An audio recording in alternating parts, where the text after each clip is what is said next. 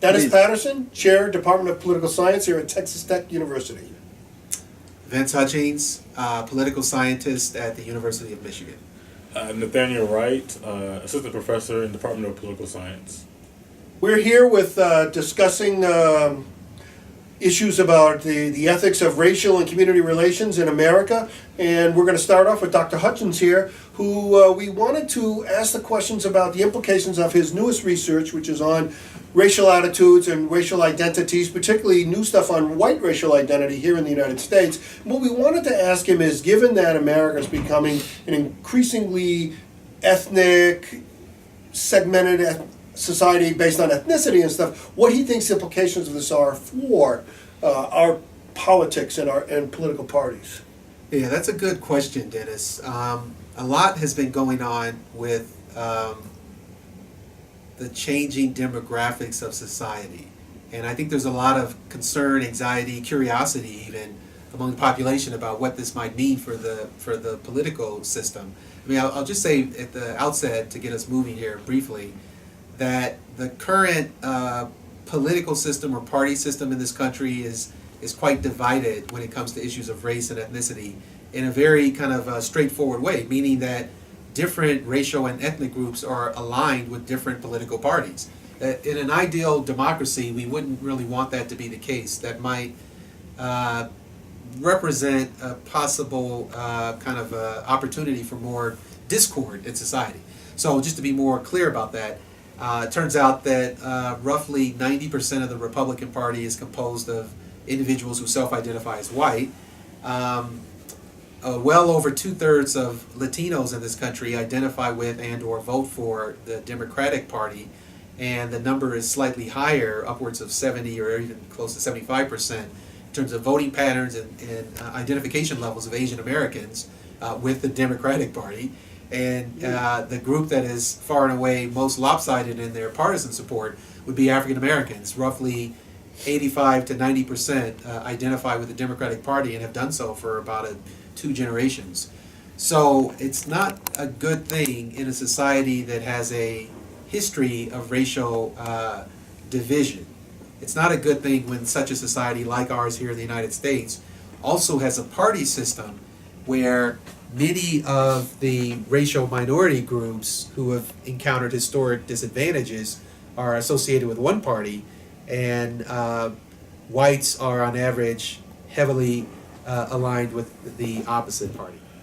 Well, we know, I liked your research today. You had some very, very interesting research that showed that groups tend to identify that their identity based on race becomes much more salient and pronounced and influential in their other attitudes when that group perceives slippage relative to other groups in an economic sense, that some other group is overtaking them or they're falling behind relative to other groups, even though the reality is that whites are at the apex of the socioeconomic order.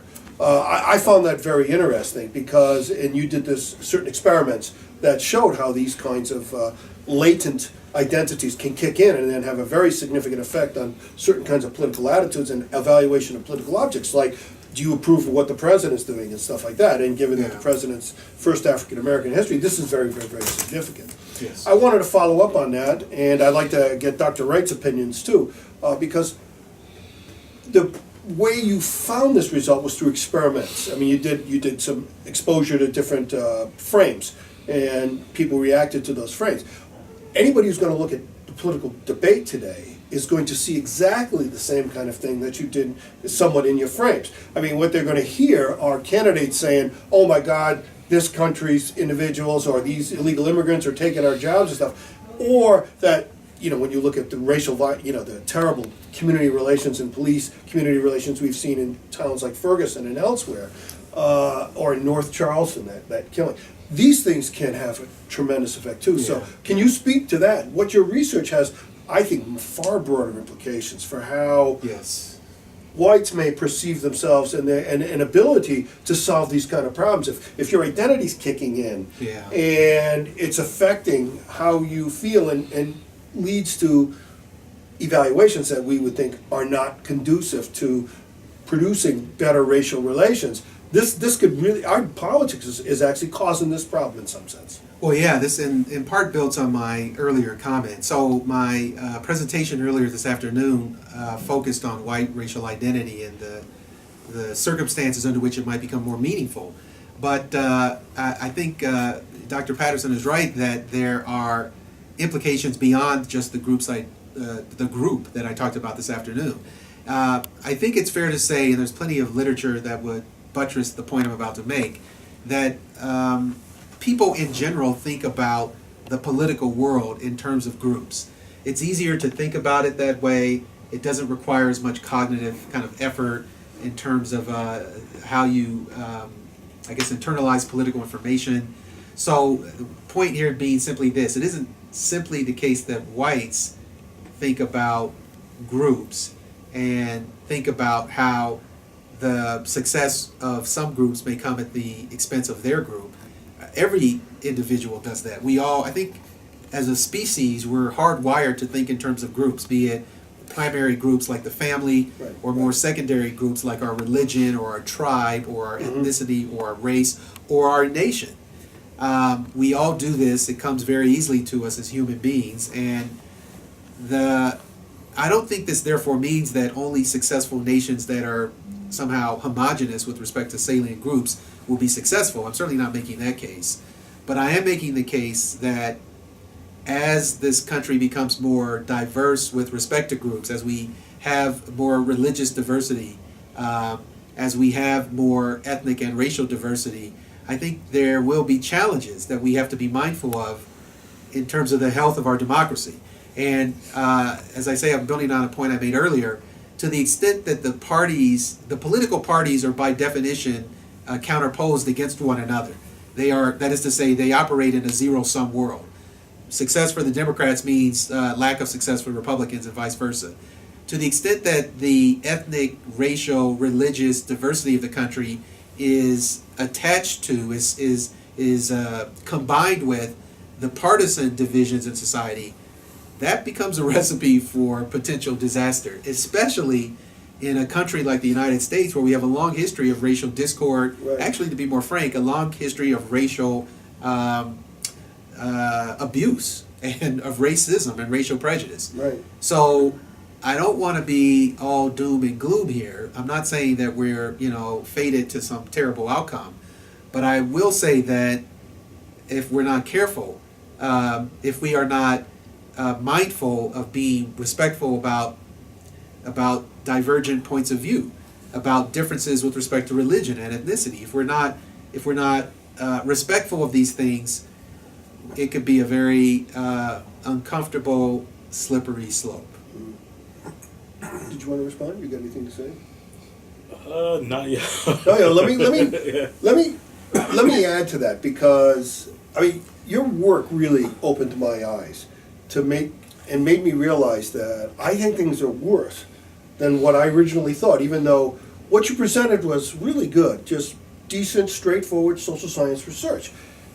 The experiment you did prompted a group of respondents in a incredibly non-inflammatory, non-incendiary way. It was about the most mild prompt about relative loss of one group vis-a-vis another that you could ever present. There was nothing about it that was even obvious that that's what you were doing. And the reactions were amazing. Yeah. So think about the way groups get prompted today with inflammatory radio programs. Yeah. A Rush Limbaugh's program, or a Glenn Beck, or somebody like that, who really, or even other kinds of things on the other way around, as you presented, to be fair, that even what Jimmy Carter said about those who don't agree with Barack Obama. When you say things like that, the impact is far more, Yeah. it seems to me. So Yeah. in some sense you're kind of understating what the real issue, not what the real issue is, but that the potential danger and downside of this, the level at which our discourse is beginning to occur, could have much greater implications than we even appreciate. I think it's the way I think about it, Dennis, is that we, just as a doctor has to be mindful of the appropriate diagnosis of a patient, it's not a doctor wallowing in doom and gloom to recognize that a patient might need some serious medical intervention in order to address some concern. It's a doctor's effort to try to cure the patient. So I think that if we're honest with ourselves, we have to recognize the deep, enduring racial divisions in this country. Right. Not so that we can stick our heads in the sand, not that we can curl up into a ball and say it's hopeless, but so that we can address it, so that we can do something about it. Just as a doctor, having diagnosed a serious illness in a patient, doesn't then throw up his or her hands, the doctor then prescribes the appropriate remedy, hopefully to address the malady. Right. I mean, you can't stop shock jocks on the radio. You're not going to stop this. So on the other hand, I think the solution, as you're right, has to come from immunizing people against having those kinds of things being seen in the Yes. threatening way that they are. I mean, because the mild-mannered prompt that you gave these responses was just amazing when you see the responses to it. And yet, if you hear somebody say something truly inflammatory, you can imagine that the response is even going to be greater. So you can't ban free speech, I mean, because that's a free speech issue, but Yes. it's really then going to come to how we immunize the public or how we educate, and that's an education thing. And I think it does. It begins with a real, honest, straightforward, heart-to-heart conversation about something that we've just not had a conversation about as a country. And which is why Donald Trump is doing so good. If you look at things like "Let's Make America Great Again," Yeah, but what do you really mean by that? I know. You I didn't know, know we weren't great. So, but you know, I mean, just think about the racial undertones. Yeah. Just making America great again. Are we talking about before Jim Crow? You know, is that the greatness that we're You talking about know, getting back to? that's a really interesting point. I never even thought about Yeah. that. I mean, And- I thought it was about, now we get no more terrorists or no more Chinese building our products that we import. I mean, that was my interpretation, but certainly that's an No, interpretation as well. that's my interpretation. Yeah, of it. absolutely. No, it's and- perfectly and valid. What it's done, it has energized a base that's been dormant.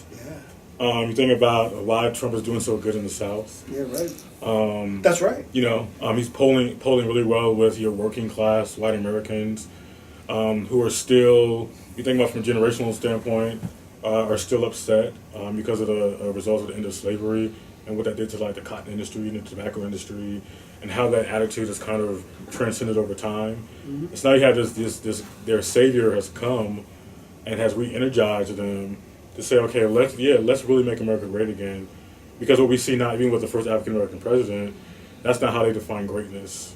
And so I think even if you went to the South and you polled these people, I wouldn't be surprised at what they would what you think, because we have this misconception that we're living in like a post-racial society, which is not the case. So I think race has a lot to do still in politics, even though we want to believe it's different.